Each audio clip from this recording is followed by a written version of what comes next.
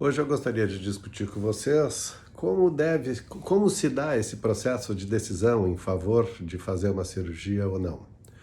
A doença degenerativa da coluna, ela não mata, então não se deve usar o verbo tem que operar ou não tem que operar, como em doenças que eventualmente são mortais. O que a doença degenerativa provoca é dor e incapacidade. E isso pode acontecer de uma forma muito intensa, muito prolongada e provocando uma modificação na capacidade da pessoa funcionar muito grande, capacidade de trabalhar, capacidade de se divertir, de fazer atividade física, etc. Então, a doença degenerativa, ela não é uma doença mortal, mas ela lida, quando as decisões elas giram sempre em torno de qualidade de vida, em termos de dor e de incapacidade. A primeira coisa que a gente precisa fazer para tomar uma decisão correta é ter um diagnóstico exato. Uh, Se fala muito em tem que se operar da coluna, mas na verdade existem várias doenças diferentes e cada uma delas com uma história natural diferente. História natural é aquilo que a gente espera que aconteça num paciente que não se trata ou que eventualmente apenas toma remédios e espera o tempo passar. Cada um desses tipos de doença tem uma história natural mais ou menos previsível, e isso pode ser discutido com o paciente. O que se imagina que vai acontecer se ele continuar tomando remédios, etc. No momento em que o paciente tem um grau de sofrimento que ele julga que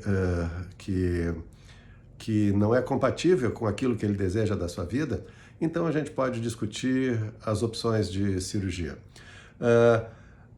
Para cada doença, existem vários tipos, várias técnicas cirúrgicas. E essas técnicas cirúrgicas, elas têm resultados, ou seja, chances de obter um alívio satisfatório da dor, que não são iguais. Algumas têm efeitos maiores, outras menores. Da mesma forma, elas têm chances de complicação que são diferentes entre si. Algumas técnicas têm chances de complicação maior, outras têm chances de complicação menor.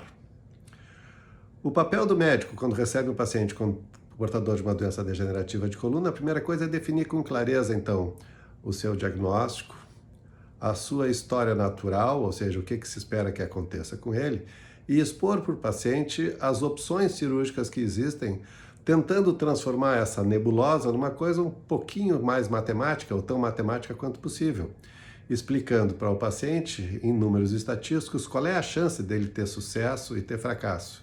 Aliás, ao médico não compete apenas dizer quanto por cento de sucesso ou de fracasso, ele tem que explicar exatamente o que é sucesso, explicar o que é fracasso. Às vezes as pessoas entendem sucesso com uma linguagem e o médico entende de outra, então isso é muito importante que fique bem claro o que pode a cirurgia realmente oferecer para aquele indivíduo. É interessante que quando a gente esclarece isso com maior detalhe, a cirurgia de coluna costuma trazer para os pacientes coisas melhores do que aquelas que eles imaginam nas suas fantasias de como é perigoso fazer então uma cirurgia de coluna.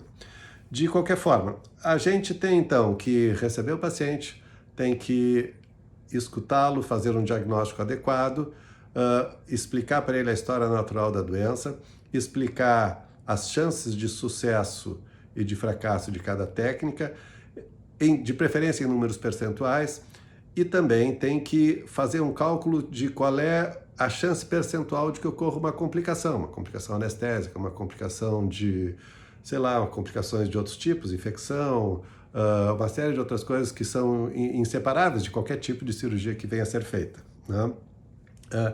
Nem sempre existe uma concordância sobre o que é bom e o que é ruim. Muitas vezes a gente explica para 3 pessoas diferentes, com um diagnóstico muito parecido, as mesmas possibilidades de sucesso e fracasso e as mesmas possibilidades de acontecer ou não complicação. Um deles quer se operar imediatamente, outro diz que não aceita aquilo, acha que os riscos não justificam, né? E outro fica em dúvida. Na verdade, eu imagino que existe um balanço onde o paciente, de um lado, ele sabe quanto que ele está sofrendo, isso só ele sabe.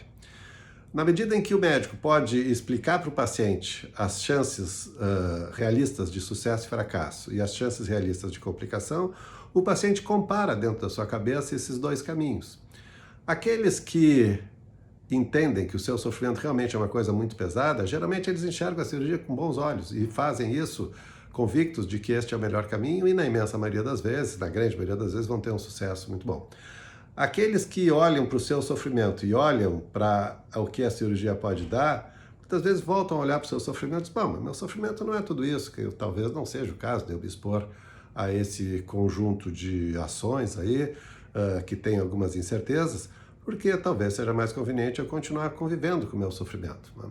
Então, esse processo ele não se dá como se dá diante de uma doença mortal, a gente está discutindo qualidade de vida, e a coisa mais importante é que exista uma relação objetiva e clara entre o médico e o paciente, onde onde o paciente saiba o que ele pode esperar realmente da cirurgia e decida livremente se aquilo é algo conveniente para ele.